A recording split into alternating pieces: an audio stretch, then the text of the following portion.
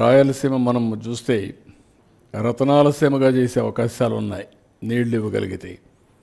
ఇటీవల ఒకప్పుడు అనంతపురం జిల్లా లోయెస్ట్ పర్ క్యాపిటల్ ఇన్కమ్ ఇటీవల కాలం 4-5కు వచ్చేసింది.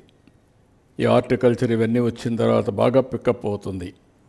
రేపు రాబోయే రోజు నీళ్ళు వస్తే రాయలసీమ ఏదైతే బాగా డెల్టా కంటే కూడా ఎక్కువ ఆదాయం వచ్చే పరిస్థితి వస్తుంది.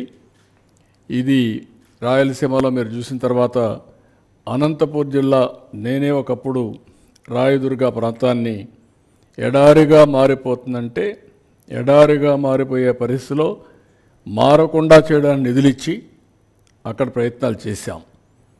అలాంటిది ఇప్పుడు చాలా వరకు ఆ జిల్లా బాగుపడే పరిస్థితి వచ్చింది.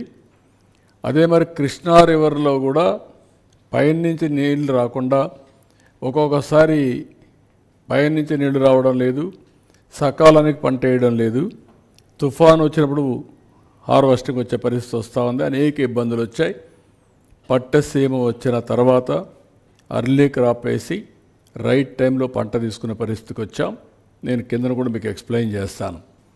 ఇంకో పక్క గోదావరి, ఇక్కడ మీరు చూస్తే మొత్తం నీళ్ళని గోదావరి కృష్ణాలో నీళ్లు తగ్గాయి, గోదావరిలో స్టిల్ నీళ్లు వస్తున్నాయి.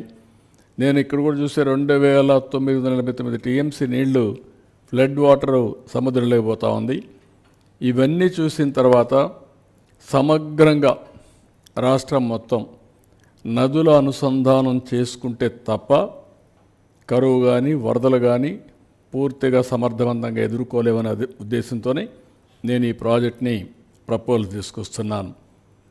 ఇక్కడ దీంట్లో కనీసం ఒక 300 టీఎంసీ నీళ్లు గోదావరి నుంచి కృష్ణా తీసుకురావడం, ఇక్కడ Krishna delta, eastern delta, western delta రెండుకి నీళ్ళు ఇచ్చిన తర్వాత కనీసం 2 టీఎంసీ నీళ్ళని ఇక్కడి నుంచి నేరుగా బనకచెర్ల వరకు తీసేపేడుగా 3 ఫేసెస్ ఉన్నాయి. నేను ఎక్స్ప్లెయిన్ చేస్తాను. నెక్స్ట్ ఇక్కడ మీరు చూస్తే మొత్తం 50 సంవత్సరాల డేటా. కొంచెం జూమ్ చేయండి, పైన ఇంకొంచెం తగ్గించు. ఇప్పుడు మీరు చూసినప్పుడు 1970లోనే 3971 టీఎంసీ నీళ్లు సముద్రంలో పోయినాయి. ఇక్కడికి వచ్చినప్పుడు 25వ సంవత్సరం మీరు చూస్తే ఇది 94లో 5959 పోయినాయి. నిన్న కూడా 55 చూస్తే 4114 టీఎంసీ నీళ్లు సముద్రంలోకి వెళ్ళాయి. ఓవరాల్గా కరువు ఏరియాల్లో కూడా 2009 తక్కువ వర్షపాతం పడినప్పుడు 752 టీఎంసీ ఆఫ్ వాటర్ సముద్రంలోకి పోయే పరిస్థితి వచ్చింది. అంటే ఓవరాల్గా చూస్తే 2900, ఇది కిందికి వెళ్ళు, జూమ్ ఇట్ ఈ సైడ్ 50 years యావరేజ్ 2989 రఫ్గా 3000 టీఎంసీ నీళ్లు ఒక కృష్ణా గోదావరి మాత్రం సముద్రంలోకి పోయే పరిస్థితి వస్తూ ఉంది. నెక్స్ట్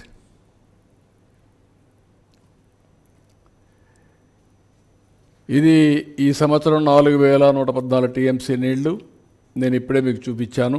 ఈసారి రిజర్వాయర్లో వాటర్ మేనేజ్మెంట్ చాలా వర్షాలు పడ్డాయి, వరుణ దేవుడు కరుణించాడు, ప్రభుత్వం కూడా సక్రమంగా పనిచేసాం. మేము నీళ్లు వస్తూ ఉంటే ఆ నీళ్లు రిజర్వాయర్లు పంపించడానికి శతవిధాలుగా ప్రయత్నం చేశాం. కొంతవరకు మా ప్రయత్నాలు ఫలించాయి.